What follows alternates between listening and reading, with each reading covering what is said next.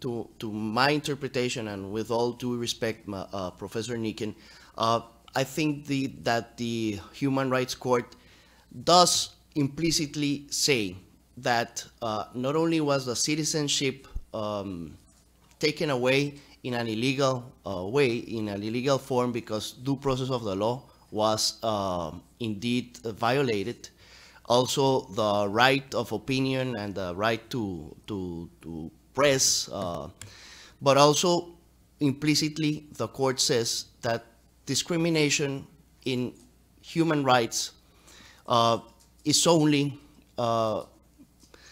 let's say, legal or valid when we are dealing with political rights, because that's the real sovereignty that a government or a country has. Obviously, each country can establish limitations for foreigners to vote or to participate in unions or to participate in political parties. But I also wanted to add that the European Human Rights Court has also developed this principle. Discrimination in regards to human rights between foreigners and nationals is not valid. I mean, you cannot discriminate dealing with free enterprise. You cannot discriminate dealing with the right to work. Our Constitutional Tribunal, for example, has stated that it is unconstitutional provision from our laboral code that says that in equality of conditions, the one should prefer the national worker and not the foreign worker. So, I mean, that's my interpretation of what implicitly, to me, the Human Rights Court said, also related to what the European Human Rights Court has also issued as legal precedents.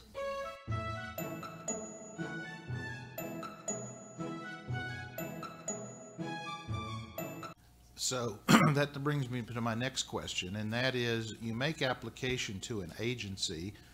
I assume the agency's duties to discharge its functions as a matter of law and regulation is not delegable. They cannot avoid doing that. They must make a decision, correct? Correct. Indeed, Article 66 of our General Administration Act states that duties, public duties, are undelegable, and well, yeah, the answer is yes. Okay, so after, you've taken great care to draw a distinction between before the issuance of an EV and after the issuance of an EV, and I want to make sure I understand the consequence of that distinction once the permit or the EV has been granted. Does it create rights? You've said it creates legitimate expectations, but does it create legal rights in the holder of that EV when the agency has given it in response to a plan?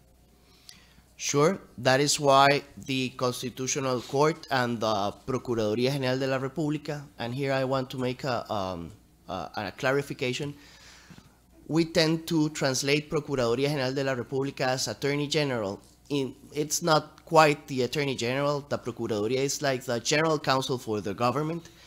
The Procuraduría has established that when you are going to declare EV as null and void, you have to follow the due process of the law. Okay, so let me back up then. Here, we never had a situation where a permit was declared null and void. We had situations where they were injuncted.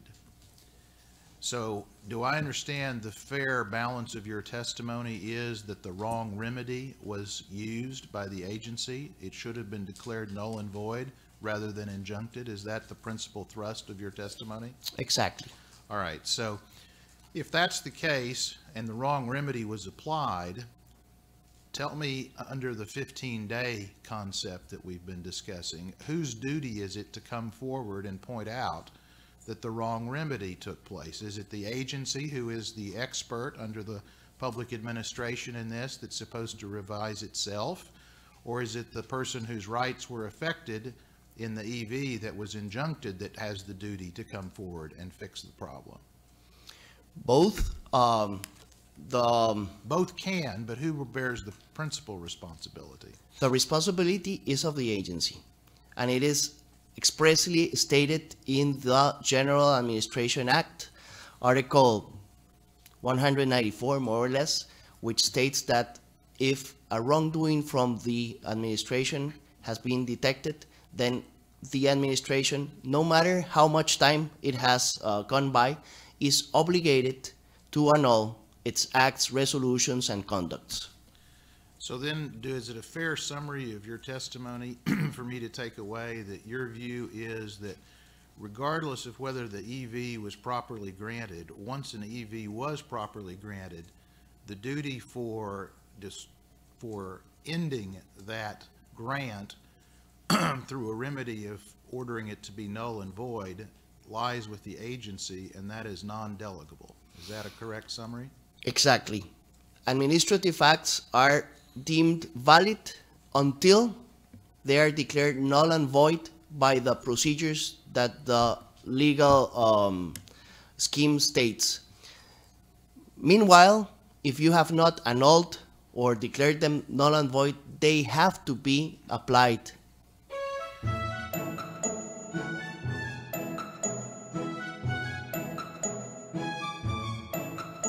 So let me press you a bit on that. You're saying that even if the injunction was not rescinded or dissolved in any way, that the public administration that issued that is in violation of its own rules and regulations? Is that what you're saying? I'm sorry, could you repeat? Yeah, I'm just trying to push you, and I'm going to push on the other end in a minute, to see how far your logic takes us. Are you saying that even if an injunction was issued by the expert agency and it should have been declared null and void, because it applied the wrong remedy, is that agency responsible in damages for having used the wrong remedy? Is that what you're saying? Of course. Because by doing that way, by acting wrong, it has paralyzed or it has freezed the rights of the developer without following the legal procedure.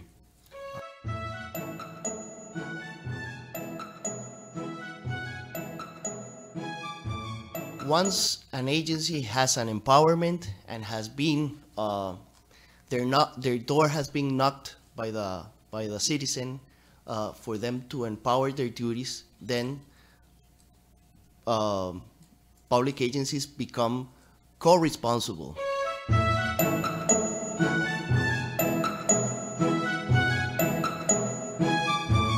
What I said, it at the time when the easement was executed, it was a reasonable interpretation because there were at least 3 resolutions by the SETENA that exempted VAs from certain kind of projects, and I would say that delegated the acknowledgement of the project to each of the municipalities to determine if in fact it needed VA or it did not. And under that reasonable interpretation was that that developers decided or interpreted that just for the execution of the easements, not for the execution of the project itself or the construction itself or the initiation of the activities, it was not necessary a VA. So they decided to submit their application to the municipality, who also determined that there was no need of a VA. So my position is that it was a reasonable interpretation that was in fact confirmed by the municipality, by IMBU, at least by those 2. Also bear in mind that the municipality had made inspections all over the place, all over the project, and that SINAC had already released its reports stating that there was no wetland in the property. So I think it was a reasonable interpretation based on resolutions that were in place during that time by SETENA that exempted certain kind of projects from going to a VA, and that there were, and this is to me the most important part of all this case, there were not one, but several reports from SINAC, which is empowered to overview wetlands, that said there are no wetlands here.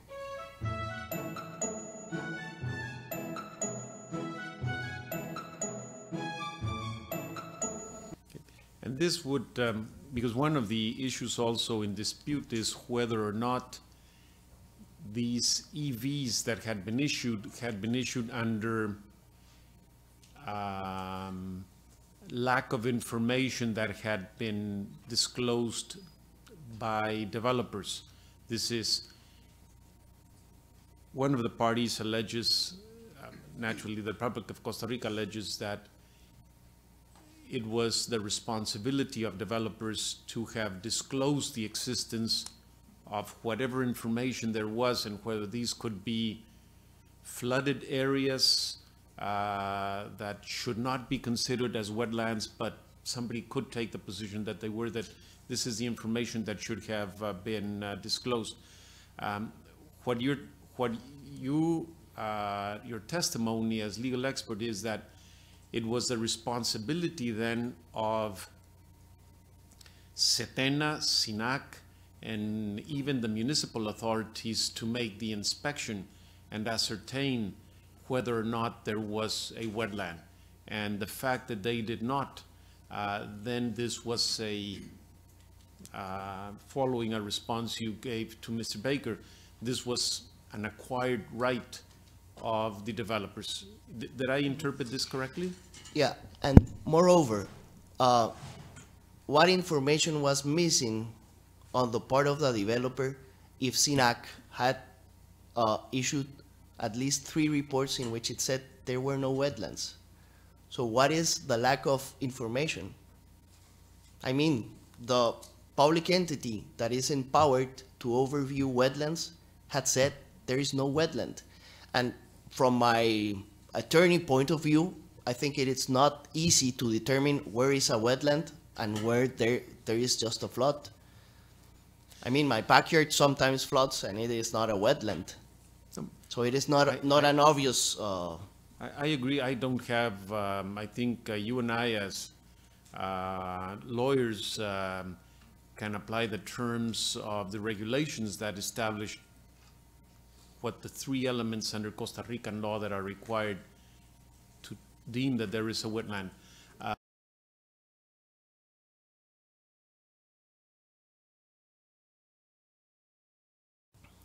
have one last question, and this deals with what I construed you to say, that the Constitutional Court in Costa Rica has ruled on the subject of the treatment of nationals and non-nationals in a different manner.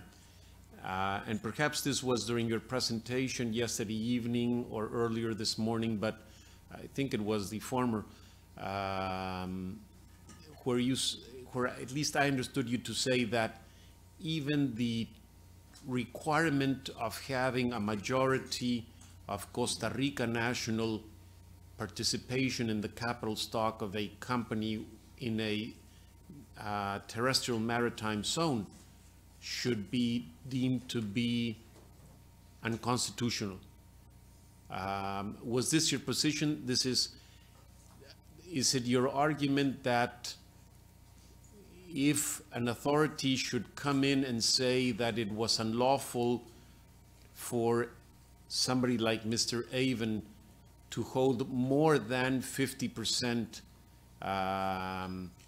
in the capital stock of La Canícula, that should be treated by the constitutional courts in Costa Rica as unconstitutional?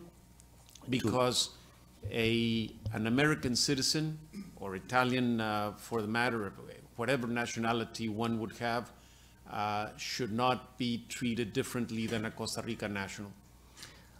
To me, that is unconstitutional, because we are dealing here with free enterprise and other fundamental rights.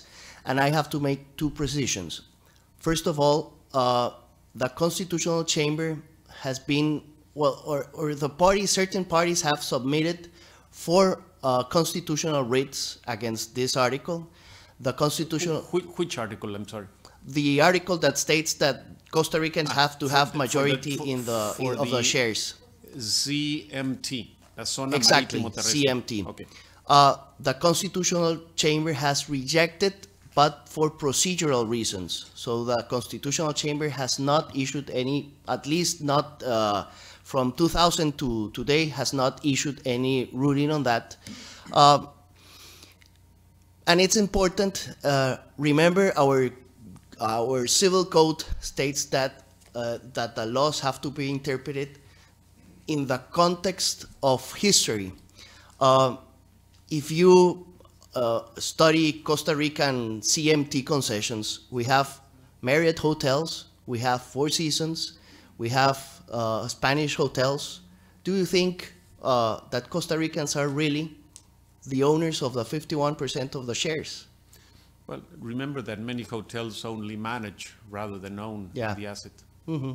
Many of these hotel chains manage, not own, because of capital reasons. Exactly. But in many of those cases, they are really the owners. At least the experience I have with my clients, those two, one of those it's my client, but not the Four Seasons, but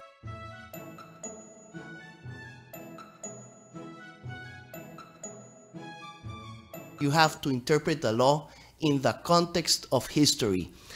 That perhaps in 1965, when the sovereignty of the countries was very empowered in people, may have had some rationale. But today, we are a global world in which there is no rationale in having discrimination amongst foreigners and Costa Rican citizens. I mean, not even in political rights at a local perspective. Yeah, If you live... That's outside of the scope of this arbitration. Sorry, I'm a little passionate about that Thank you very topic. much. Is there any...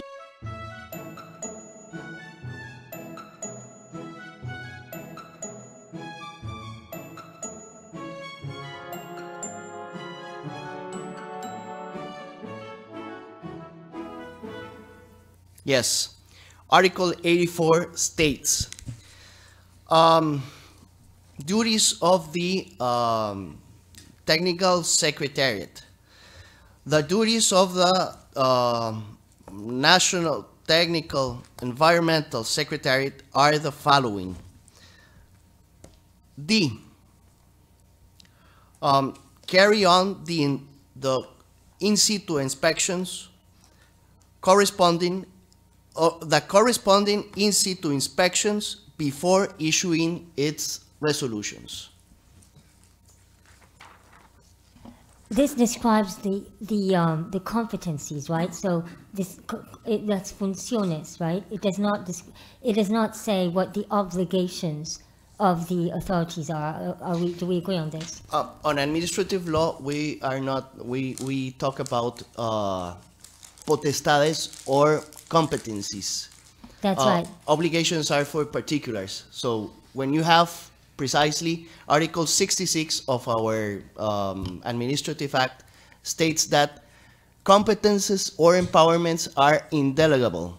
So a competence means, because of the rule of law, because of the legality principles, means an obligation by the government agency. So, yeah, and we will probably have to disagree on this, because potestad is what an administrative body can do, not what it shall do. And I believe wouldn't you say that the formulation would be different? Well, you can also read Article 13.0 of Executive Decree 36153, that it's the reorganization of SETENA, in which it also states that it is an obligation, it's a must. Let's move on. So